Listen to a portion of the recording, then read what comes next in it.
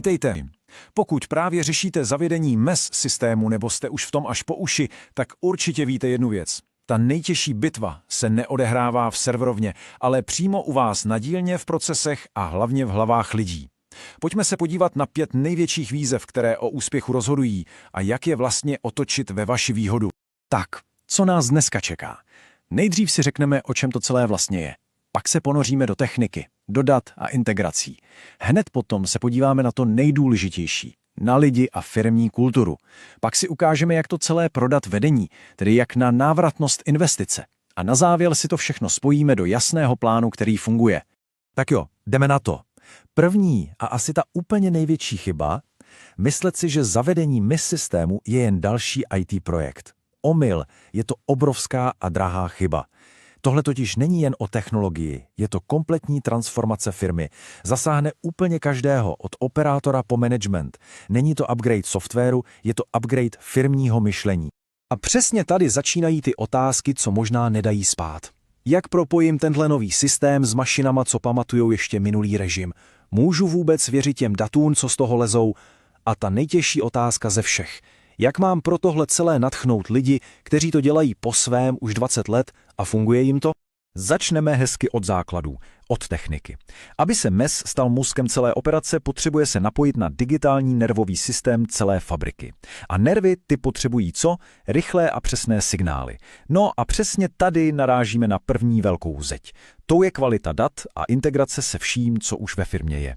Tady ten rozdíl vidíme černé na bílém. Na jedné straně starší systémy, zastaralé formáty, data se posílají možná jednou za směnu a propojení, no to je kapitola sama pro sebe. Na druhé straně je moderní MES. Ten si žádá čistá data, okamžitě, v reálném čase a potřebuje se napojit přes moderní rozhraní, takzvané API. A ta propast mezi těmito dvěma světy, přesně tam většina projektů bohužel končí. Tak jak tu díru zacelit? Není to žádná věda, jen poctivá práce ve 4 krocích. Za prvé, audit. Prostě se podívejte, co za data vlastně máte a kde to skřípe. Za druhé, čištění. Musíte nastavit procesy, které ten datový nepořádek uklidí a udrží ho uklizený. Za třetí, standardizace. Všichni musí zadávat data stejně, tečka. A nakonec za čtvrté, integrace. Postavte pořádné datové mosty pomocí spolehlivého API, aby informace mohly volně proudit. Dobře. Technologii bychom měli. Můžeme mít ta nejčistší data a nejlepší systém na světě, ale pokud to lidi nepřijmou za své, je nám to k ničemu.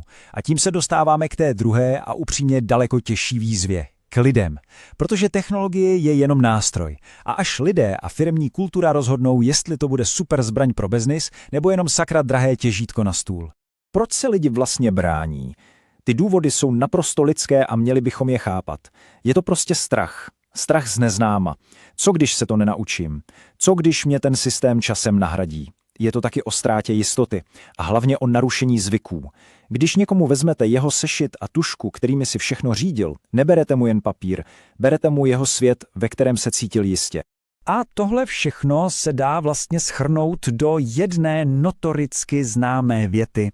Proč bychom měli měnit něco, co přece funguje?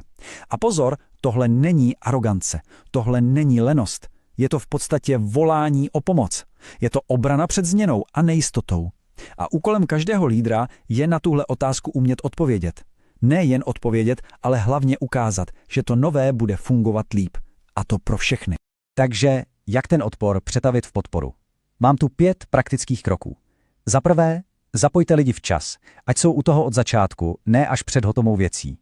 Za druhé, mluvte o přínosech pro ně. Ne pro firmu, ale pro ně samotné. Míň papírování, jasnější zadání, méně stresu. Za třetí, školení. A tím nemyslím 1 hodinu ve školící místnosti. Dejte jim čas a pořádnou podporu. Za čtvrté, slavte. Každý malý úspěch, každý report, co se povedl, každá ušetřená minuta, to všechno se počítá. A za páté, buďte tam pro ně. Podpora nekončí dnem spuštění, tam teprve začíná. Fajn, technologii máme pořešenou, o lidi se staráme. A teď přichází na řadu ta otázka, která zajímá hlavně vedení. Peníze. Všichni se automaticky ptají, kolik to bude stát, ale to je špatná otázka. Ta správná zní, kolik nám to vydělá a hlavně o kolik peněz přicházíme každý den, kdy to nemáme. Celou tu debatu je potřeba překlopit od nákladů k hodnotě. Jak se tedy ta hodnota prokazuje? Začněte chytře. Vyberte platformu, která s vámi poroste, která je škálovatelná.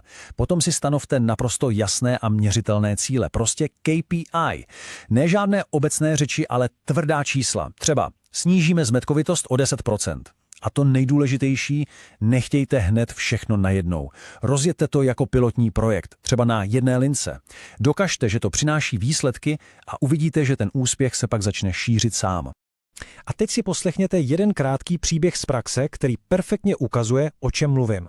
Vedení jedné firmy si léta myslelo, že jejich celkové ztráty ve výrobě se pohybují tak kolem 2%.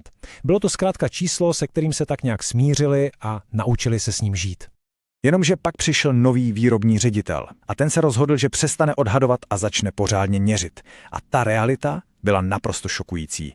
Skutečné ztráty nebyly 2%, bylo to 12%, 6krát víc.